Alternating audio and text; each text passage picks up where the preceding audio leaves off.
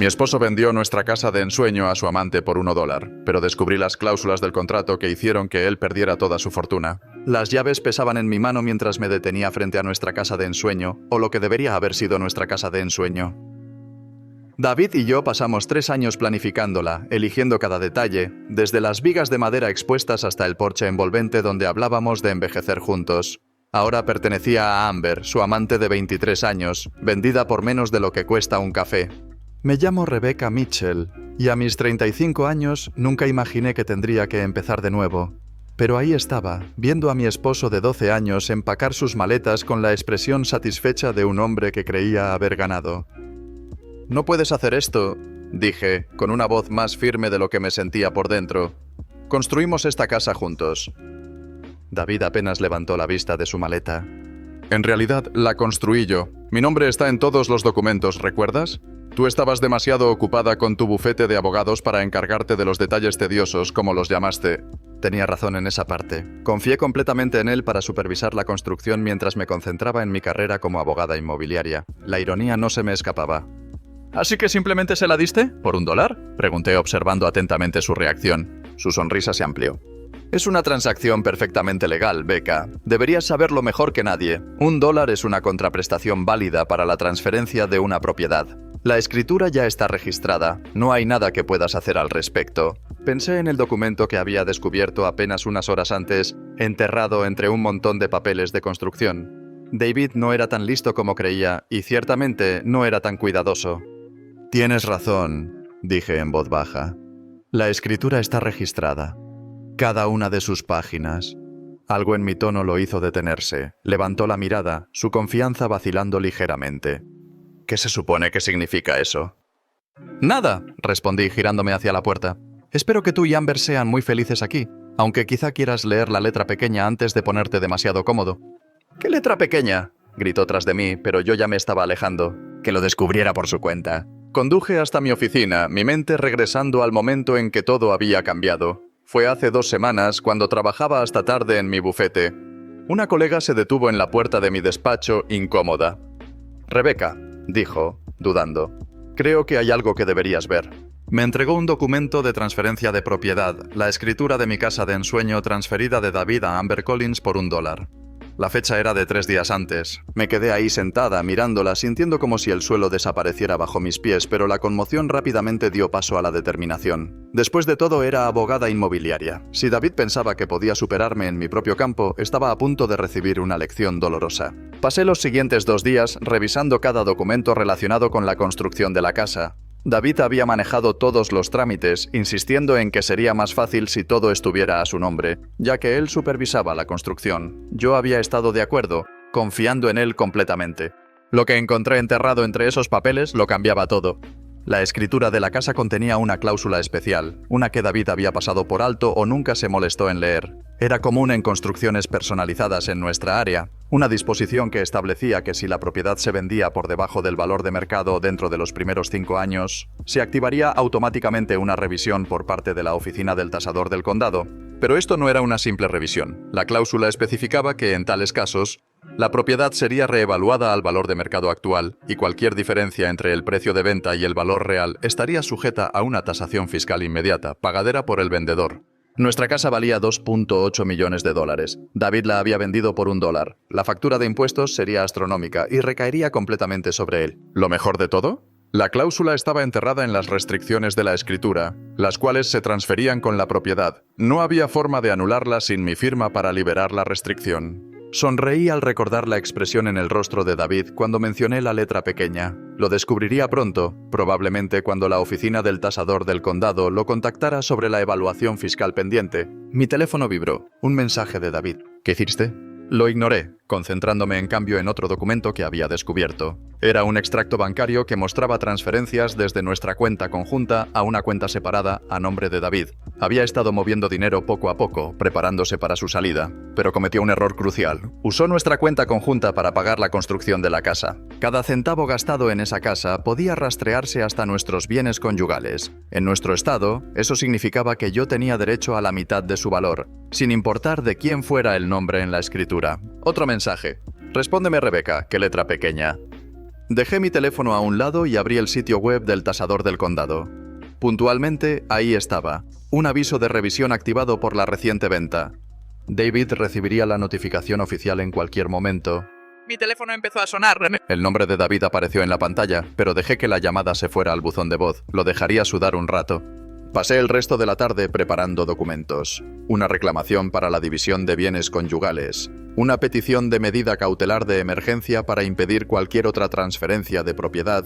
Y un desglose detallado de cada centavo gastado en la construcción de la casa. Cuando salí de la oficina tenía 7 llamadas perdidas de David y una docena de mensajes cada vez más desesperados. El último decía: «¿Tú sabías esto? ¿Sabías que esto pasaría?». Por supuesto que lo sabía. Era abogada inmobiliaria especializada en transferencias de propiedad y leyes fiscales. ¿De verdad pensó que no encontraría una manera de protegerme? Conduje de regreso a nuestro apartamento, el que insistí en conservar incluso después de que la casa estuvo terminada, para la gran molestia de David. Él quería venderlo de inmediato, pero algo dentro de mí me hizo aferrarme a él. Tal vez una parte de mí ya presentía lo que se avecinaba. Cuando estacioné, vi el coche de David en el área de visitas. Esperaba en la entrada, caminando de un lado a otro. Su arrogancia anterior había sido reemplazada por un pánico apenas contenido. ¿Tienes idea de lo que has hecho?, exigió en cuanto me acerqué. La factura de impuestos es más de lo que gano en 5 años. Tecleé el código de entrada, ignorándolo. «Qué mala suerte», respondí sin emoción. «Tienes que ayudarme a arreglar esto», dijo, siguiéndome adentro. «Puedes liberar la restricción de la escritura. Por favor, Becca, lo perderé todo». Me giré para mirarlo, observando su expresión desesperada. El hombre al que había amado durante 12 años, que me había traicionado en todas las formas posibles, ahora me pedía ayuda. «Ya lo perdiste todo», susurré. «Lo perdiste en el momento en que decidiste regalar nuestra casa de ensueño a tu amante. La factura de impuestos es solo la consecuencia de tus decisiones». «Lo impugnaré», amenazó. «Diré que no sabía sobre la cláusula». Me reí. «Adelante. Firmaste la escritura. Eres un hombre de negocios, David. Todos esperarán que hayas leído y entendido los documentos que firmaste. Pero por favor, dime cómo le explicarás a un juez que transferiste una propiedad de $2.8 millones por $1 sin haber leído las restricciones. Estoy segura de que eso te irá de maravilla». El color se desvaneció de su rostro al darse cuenta de la magnitud de su error. «¿Qué quieres?», susurró. «No quiero nada de ti», respondí sin titubear. «Tú tomaste tu decisión, ahora te toca vivir con ella». Desbloqueé la puerta de mi apartamento y entré, dejándolo de pie en el pasillo. A través de la puerta lo escuché gritar: «¿Y qué hay de Amber? Ella tampoco puede pagar los impuestos de la propiedad». «Entonces supongo que tendrá que venderla», respondí. «Espero que consiga más de $1 por ella». Cerré la puerta ante sus protestas y me apoyé contra ella, sintiendo mi corazón latir con fuerza. La primera fase de mi plan estaba en marcha. David acababa de descubrir las implicaciones fiscales de su decisión impulsiva. Pero no tenía idea de lo que venía después. Mañana le entregarían mi petición para la división de bienes conyugales. Pasado mañana se enteraría de la orden de emergencia que impediría cualquier otra transferencia de propiedad. Y para el final de la semana, se daría cuenta de que su intento de ocultar nuestros fondos conjuntos estaba a punto de volverse en su contra de la peor manera posible. Mi teléfono vibró de nuevo. Otro mensaje de David. «Podemos arreglarlo, por favor, cometí un error». Puse el teléfono en silencio y me serví una copa de vino. David tenía razón en una cosa. Cometió un error. Varios, en realidad. Pero su mayor error fue subestimarme. Me senté en mi escritorio y saqué la pila de documentos que había reunido. Cada extracto bancario, cada recibo de construcción, cada transferencia desde nuestra cuenta conjunta. Todo contaba una historia. Una historia de traición, sí, pero también una historia de descuido. David estaba tan concentrado en su aventura con Amber que había sido descuidado con los detalles. Y los detalles, como cualquier buen abogado sabe, lo son todo. A la mañana siguiente, llegué temprano a mi oficina. 3 sobres de Manila estaban sobre mi escritorio, los documentos de notificación para David listos para ser entregados. Revisé mi teléfono, 5 llamadas perdidas más y una serie de mensajes cada vez más desesperados de él. El tasador del condado llamó. «La factura de impuestos es de $980,000. Por favor, ayúdame a arreglar esto. Amber está en pánico. No puede pagar los impuestos de la propiedad. Podemos negociar algo. Dime tu precio». Dejé mi teléfono a un lado y me concentré en la pantalla de mi computadora. Los registros del condado mostraban que la transferencia de la escritura a Amber ya había sido registrada oficialmente. Perfecto. Ahora ella era legalmente responsable de los impuestos de la propiedad, mientras que David tendría que hacerse cargo del impuesto por la transferencia. Mi asistente llamó a la puerta. «Rebeca, tu cita de las 9 a.m. está aquí», asentí, acomodándome la chaqueta. «Hazlo pasar». Marcus Chen, el contador forense que había contratado, entró con una carpeta gruesa en la mano. «Tenías razón», dijo sin rodeos. «El rastro del dinero es claro. Tu esposo no solo usó fondos conjuntos para la casa. Ha estado moviendo activos sistemáticamente durante meses. Extendió los documentos sobre mi escritorio. Extractos bancarios, registros de transferencias, cuentas de inversión. David había estado planeando esto mucho antes de lo que imaginé. La buena noticia, continuó Marcus, es que es terrible cubriendo sus huellas. Cada transacción está documentada. Usó su cuenta conjunta como intermediaria, probablemente pensando que así sería más difícil de rastrear. En cambio, nos da un registro perfecto. Sonreí con frialdad. ¿Cuánto? ¿Cuál es el total de los activos desviados? Un poco más de 3.2 millones, sin contar la casa. El número me golpeó como un puñetazo.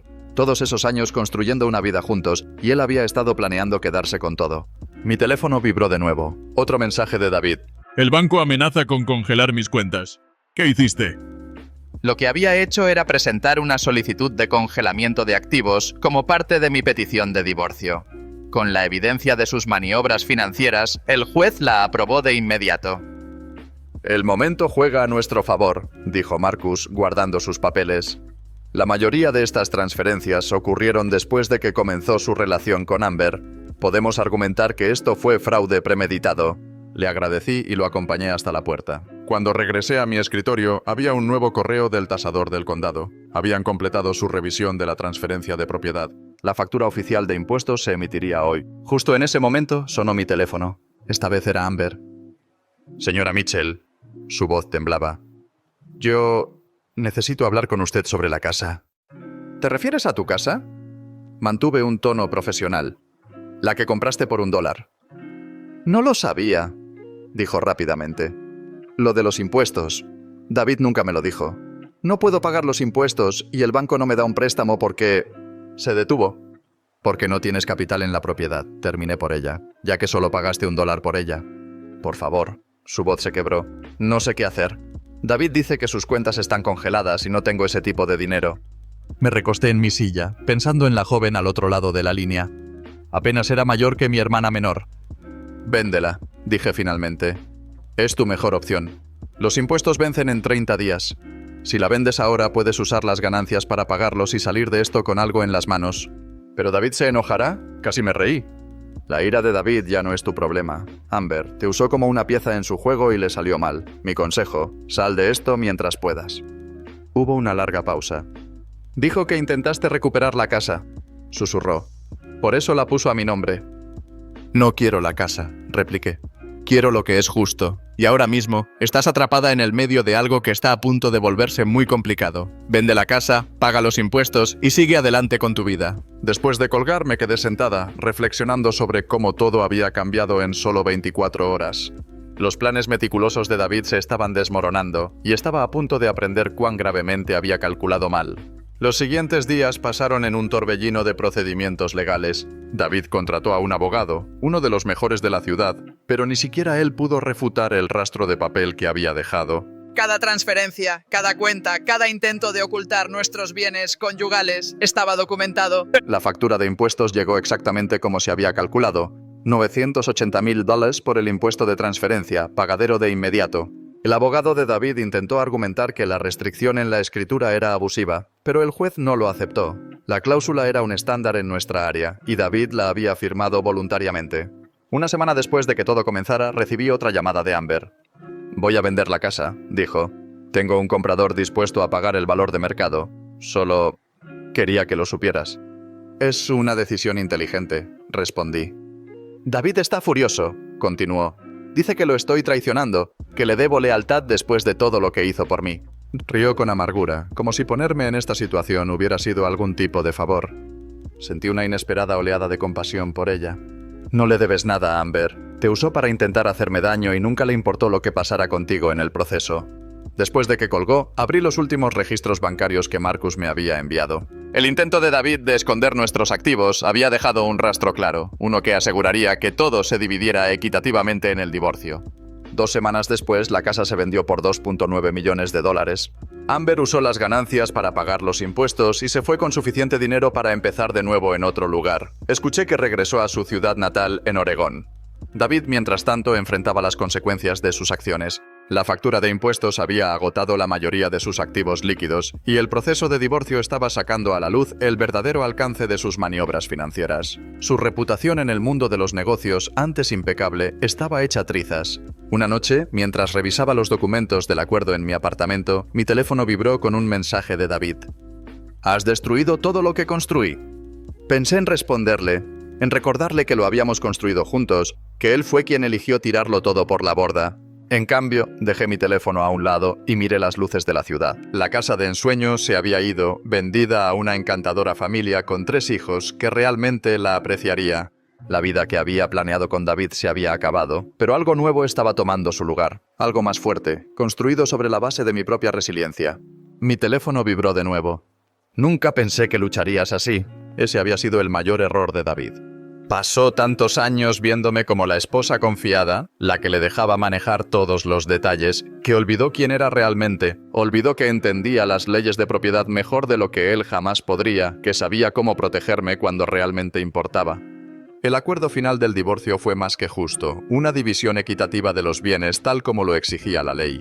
Los intentos de David de ocultar dinero solo fortalecieron mi posición, obligándolo a revelar cada cuenta, cada transferencia. 6 meses después me senté en mi nueva oficina, recientemente ascendida a socia en mi bufete. La vista de la ciudad era espectacular, pero lo que más valoraba era la sensación de paz. La traición todavía dolía a veces, pero ya no me definía. Mi teléfono vibró, un mensaje de mi hermana. Vi a David en un restaurante ayer. Se veía fatal. ¿Estás bien? Sonreí, pensando en lo lejos que había llegado desde el momento en que descubrí la transferencia de la propiedad. «Estoy mejor que bien», respondí. «Soy libre». Y lo era. Libre del peso de la traición. Libre de la necesidad de demostrarle algo a alguien. David había intentado quitarme todo, pero al final solo logró mostrarme mi propia fortaleza. La casa de ensueño se había ido, pero yo seguía en pie. Y eso, me di cuenta, valía mucho más que cualquier escritura de propiedad.